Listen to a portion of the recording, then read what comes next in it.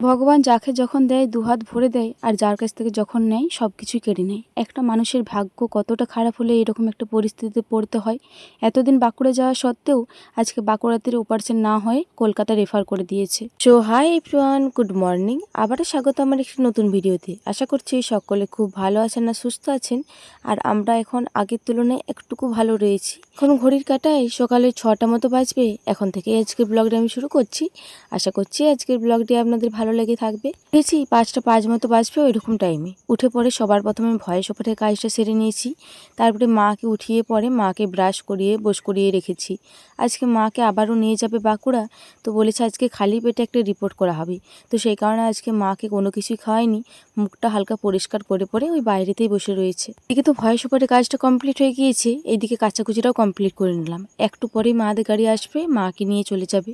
এখন ঘড়ির কাঁটায় ওই 9টা 10-15 মতো বাজবে। এই মুহূর্তে এলাম রান্নাশালাতে তিলটা পেস্ট করার জন্য। আজকে এই কিছুক্ষণ আগের থেকেই কারেন্ট নেই, ভেবেছিলাম যে কারেন্টটা আছে, তো সেই কারণে তিলটা পেনিয়ে একেবারে মিক্সিতেই রেখে দিয়েছিলাম। আর মারে গেল ওই 7টা মতো বাজবে ওই রকম টাইমে।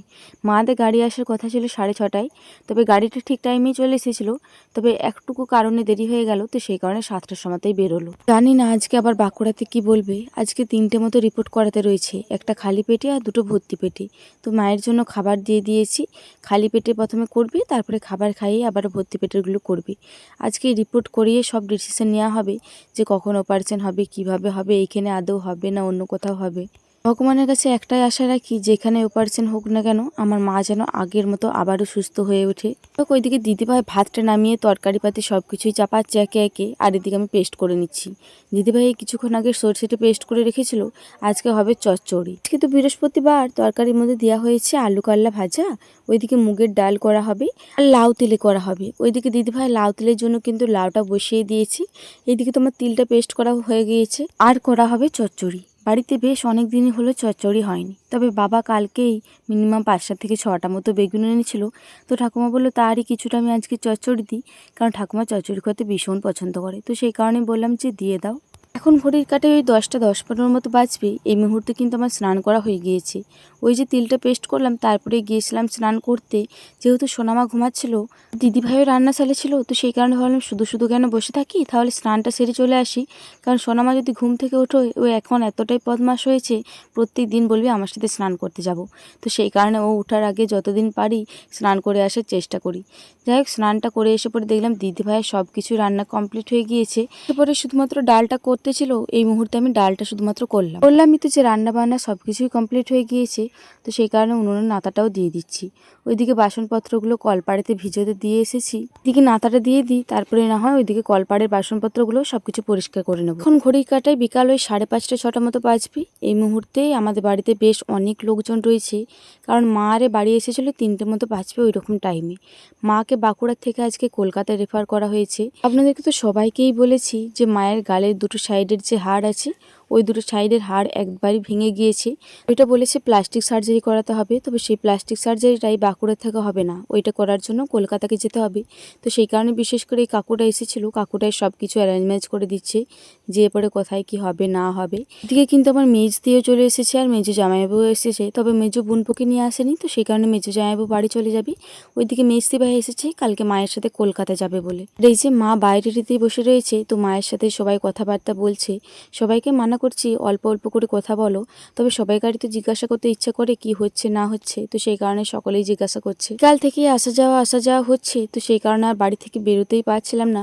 কোনো রকমে একবার বেরিয়েছিলাম, ভিডিওটা আপলোড দিয়ে আবারও বাড়ি চলে গিয়েছিলাম। এখন তো মাকে ছাড়া আমার এইদিকে কোনো রকম আসার ইচ্ছা থাকে না, তবে ওই যে ভিডিও আপলোডের ব্যাপারটা রয়েছে, তো সেই কারণে একবার মতো আসতে হয়।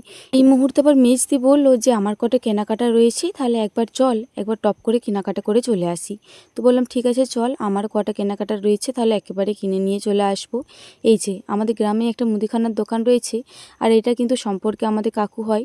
এই কাকুটা আমার ঠাকুমার ভিক্ষে ছেলে, মানে এটা হচ্ছে বামুনদের দোকান, এই কাকুটা কিন্তু ভীষণই ভালো, আমাদেরকে ভীষণ ভালোবাসে। যাই হোক, এইদিকে মেজদি কালকে কলকাতা যাবে বলে এদিকে 1 কৌটো মতো সিঁদুর আর একটা মতো নারকেল তেল নিল, ওইটা কিন্তু মেজদি নিয়েছে। আর এদিকে সুজি আর ওইদিকে টোস্ট নিয়েছি আমি। আর ওই যে হরলিক্স বিস্কুটটা দেখছেন, ওইটা কিন্তু কাকু এমনিতেই দিল, বললো এটা তোর মাকে খাওয়ার জন্য দিবি। যাই হোক, এই কটা জিনিসই কিন্তু আমাদের নেওয়ার ছিল। বিশেষ করে আমি এসেছিলাম এই সুজিটা নেওয়ার জন্য। কালকে মা যেহেতু কলকাতা যাবে, মা তো এখন কোনো কিছুই চিবিয়ে খেতে পারছে না, তো সেই কারণে যে পরে এই সুজিটা ভেজে পরে মাকে ওই মিক্সিতে পেস্ট করে পরে দিয়ে দেবো, তাহলে যে পরে ফুটিয়ে ফুটিয়ে খাওয়াতে পারবে। এইখান থেকে সব কিছু রেডি করিয়ে পাঠালে, তো সেই কারণে আমি বিশেষ করে এসেছিলাম।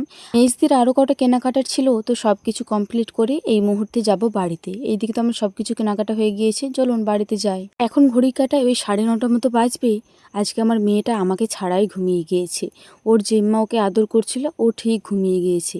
এসে পড়ে আমার এতটাই মায়া লাগছে, কি আর বলবো, যে আমি মেয়েটাকে ঘুম পাড়াতে পারলাম না। আজকে সন্ধ্যের থেকে এতটাই কাজের চাপ ছিল, খুঁটিনাটি করে মানে মেয়েটাকে খাওয়ানোরও সময় পাইনি, ঘুম পাড়ানোর সময় পাইনি। অন্যদিন তো মেয়েটাকে 8টার মধ্যে খাবার খাইয়ে দিই, তবে আজকে খাবার খাইয়েছিলাম 9টার মধ্যে। ওই যে মা আরে কালকে কলকাতা যাবে, ওই সব কিছুরই সাতারে করছিলাম। এখন ঘড়ির কাটায় রাত্রি ওই 10:30 11টার মতো বাজবে। এই মুহূর্তে বরমশাইও চলে এসেছে।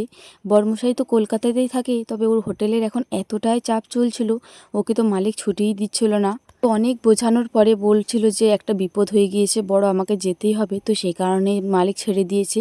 তাছাড়া এখন হোটেলে প্রচুর পরিমাণে চাপ চলছে। সবার প্রথম এসে পড়েই ওর বেটুকে আর ওর কাকাইকে আদর করে নিয়েছে, আর ওদের দুজনকেই ডাকছে যে একবার উঠো, একবার তোমাদের মুখখানাগুলো দেখি। ওর কাকাইকে ওর বেটুকে ও এতটা পরিমাণেই ভালোবাসে, হয়তো আর কাউকে এতটা পরিমাণে ভালোবাসে না। এক বর্মশাইও এসেছে, বর্মশাইও কালকে মায়ের সঙ্গে কলকাতা যাবে। বর্মশাইয়ের মেজদি ভাই মায়ের সঙ্গে থাকবে, আর একটা দাদা ভাই যাবে। ওই দাদা ভাইটা ওদেরকে অ্যাডমিট করিয়ে বাড়ি চলে আসবে। এদিকে তো আমাদের সকলের খাওয়া দাওয়া কমপ্লিট হয়ে গিয়েছিল। এই মুহূর্তে বর্মশাইকেও খেতে দিয়ে দিয়েছি, বর্মশাইয়েরও খাওয়া দাওয়া কমপ্লিট হয়ে গিয়েছে।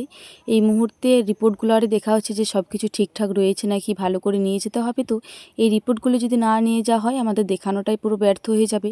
তো সেই কারণে ওগুলো শেষকালে একদম সব কিছু ঠিকঠাক করে নিচ্ছে। এদিকে ব্যাগপত্রগুলো এখনো ভালো করে গোছানো হয়নি, মেজ দিয়ে কাগজপত্রগুলো ঠিক করুক, তারপরে না হয় ব্যাগপত্রগুলো ভালো করে গুছিয়ে নেব। সোনামাকে এখনো পর্যন্ত আমার রুমে আনিনি, কারণ এই যে ব্যাগপত্রগুলো রয়েছে এগুলো ভালো করে গুছিয়ে নিই, তারপরে সোনামাকে আনবো। এখনো পর্যন্ত জেম্মার ঘরেই রয়েছে। যাই হোক, চলুন, বেশ অনেকটাই রাত হলো। এখন ঘড়ির কাঁটা ওই রাত্রি 11:30 মতো বাজবে। কালকে আবারও ভোর ভোর উঠতে হবে, রাতে 3টে মতো বাজবে, ওইরকম টাইমে উঠতে হবে। যাই হোক, চলুন আর বেশি রাত করব না, তাড়াতাড়ি বাগিয়ে নিই। আজকে ভিডিওটা আমার এই পর্যন্তই, আবারও দেখা হবে পরবর্তী কোনো ভিডিওতে। ততক্ষণে সকলে খুব ভালো থাকবেন, সুস্থ থাকবেন। আজকের ভিডিওটি ভালো লেগে থাকলে একটি লাইক, কমেন্ট, শেয়ার, সাবস্ক্রাইব করে আমার এই ছোট্ট চ্যানেলটির পাশে থাকবেন। সকলেই আশীর্বাদ করবেন আমার মা যে কলকাতা যাচ্ছে একদম ভালোভাবে অপারেশন সাকসেস হয়ে যেন একদম বাড়ি ফেরে, আর আমার মা যেন আগের মতো আবারও সুস্থ হয়ে ওঠে।